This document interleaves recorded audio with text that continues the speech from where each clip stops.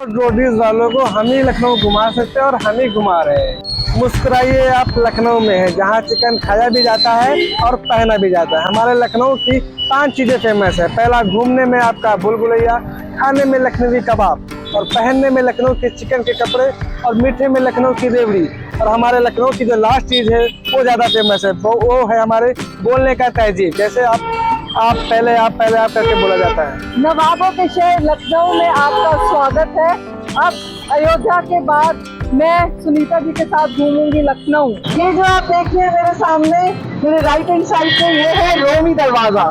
अरे प्रिया, ये रोमी दरवाजा नहीं, रोमी दरवाजा ये है, ये इसकी रेप्लिका है। सुनीता जी, नवाबों के शहर में मैं तो घूमी हो गई हूँ, आप मेरे साथ घूम रहे हो, अब आप ही मेरी आगे हेल्प करोगे। चलो जी, मिलके हम देखते हैं नवाबों के शहर को, लखनऊ को। ये जो सामने आप बिल्डिंग देख रहे हैं, ये इंडिया का सबसे लंबा क्लॉक टावर है और दुनिया का सेकंड लॉन्गेस्ट क्लॉक टावर है। इसको ब्रिटिश टाइम में 1881 में बनवाया गया था। क्लॉक टावर में ऊपर चिड़िया देख रहे हैं, ये 6 फीट ऊंची और इसका वजन है 25 किलो।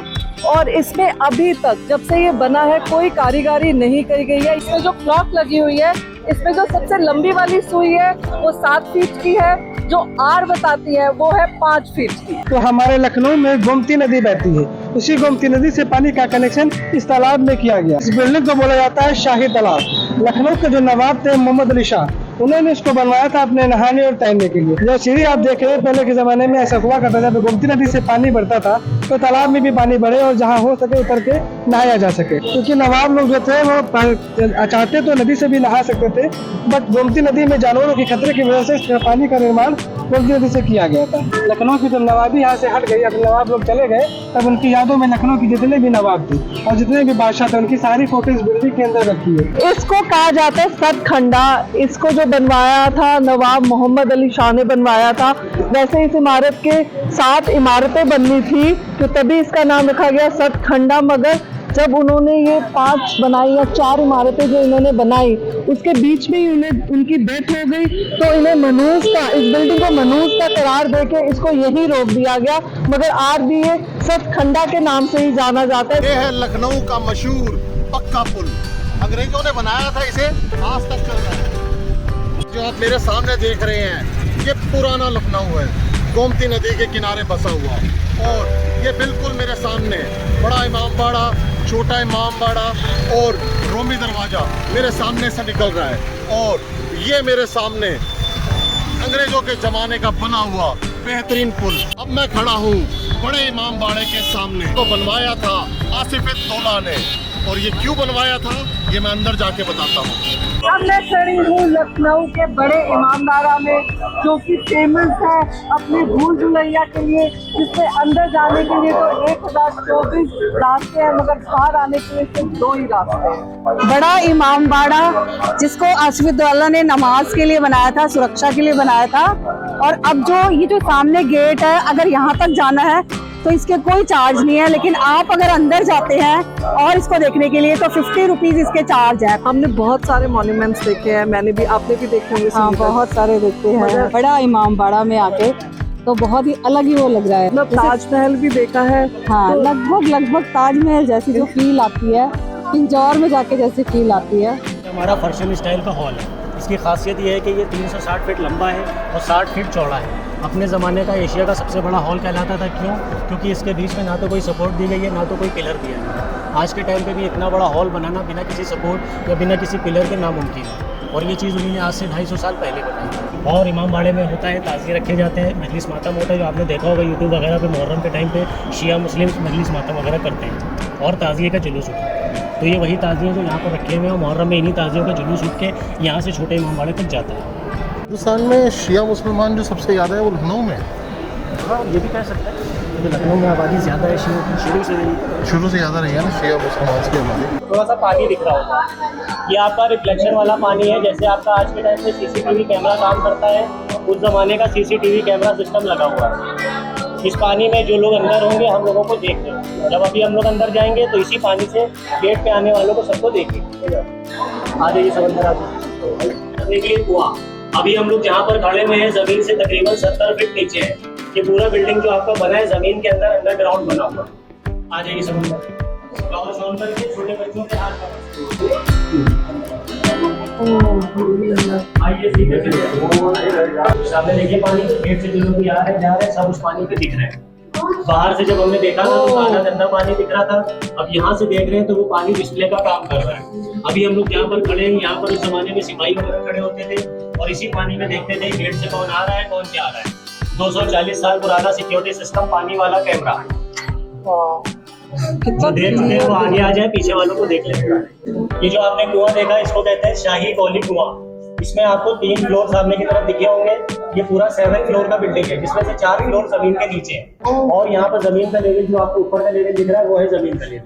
इसी कुएं में कहते हैं नवाब आसिफुद्दौला के खजाने की चाबी देखी गई। वो चाबी ना देके चाबी लेके इसी कुएं में फान गए थे।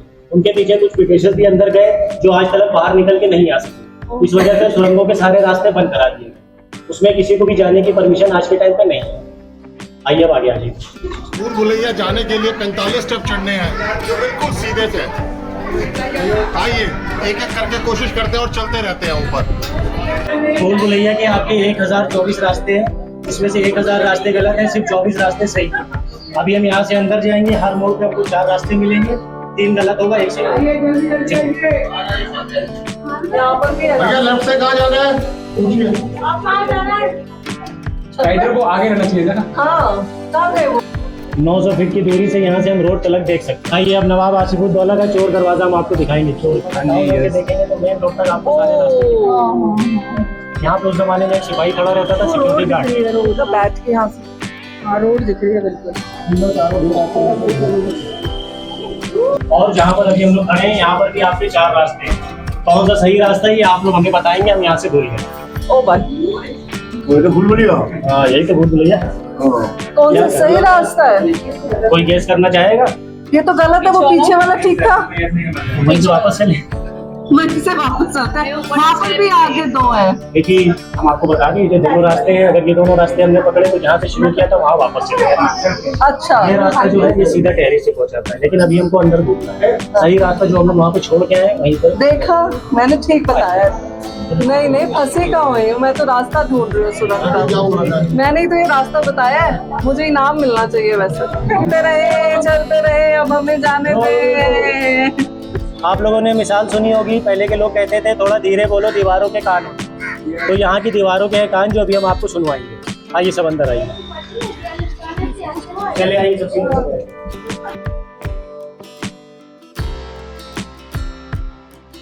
सुबह हमारे भैया भेजिए उसको। सुबह बेटा आओ। भैया शुभम को आगे भेज दिए। कहाँ है शुभम का? क्यों मेरी जान निकाल दो। हम कैसे बोल रहे थे आपने शायद वो नहीं सुना। चले आओ। ये बोल रहे थे। ये है टॉप से व्यू, ब्यूटीफुल शाम का नजारा।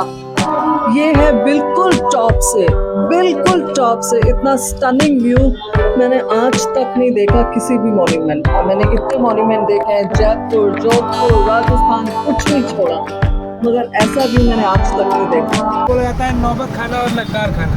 इसका मकसद क्या था बनाने का? जब नवाब साहब बड़े इमामबाड़े से निकलते थे तो यहाँ पर उनके नगाड़े और सहनाइया का स्वागत हुआ करता था, इसीलिए इसको उर्दू में बोला जाता है नौबत खाना और नगार खाना।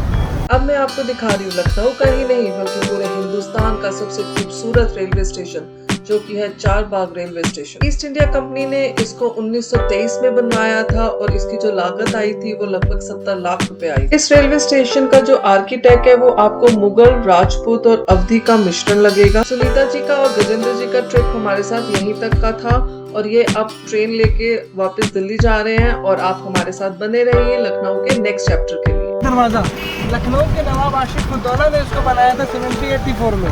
जो आप लोग बड़ा इमामबाड़ा भूल भुलैया घूमने आए हैं, उसी बिल्डिंग से इस बिल्डिंग को बनाया गया। दिन में बनवाते थे, रात में इसको तुड़वाते थे। 1772 में हमारे लखनऊ में अकाल पड़ा था तो किसी के पास रोजगार खाने पीने को नहीं बचा था। तो यहाँ के जो नवाब थे खाना किसी को भीख नहीं देना चाह रहे थे। जब आप काम करोगे तभी आपको खाना और पैसा मिलेगा, इसलिए इसको दिन में बनवाते तो रात में इसको तुड़वाते। ये बड़ा इमामबाड़ा और छोटे इमामबाड़े में क्या फर्क है? नवाब आसिफुद्दौला ने उन्होंने बड़ा इमामबाड़ा इमाम हसन के नाम से बनाया, उन्होंने आसिफ नाम थे उनका मोहम्मद अली शाह, उन्होंने छोटा इमामबाड़ा बनाया इमाम हुसैन के नाम से।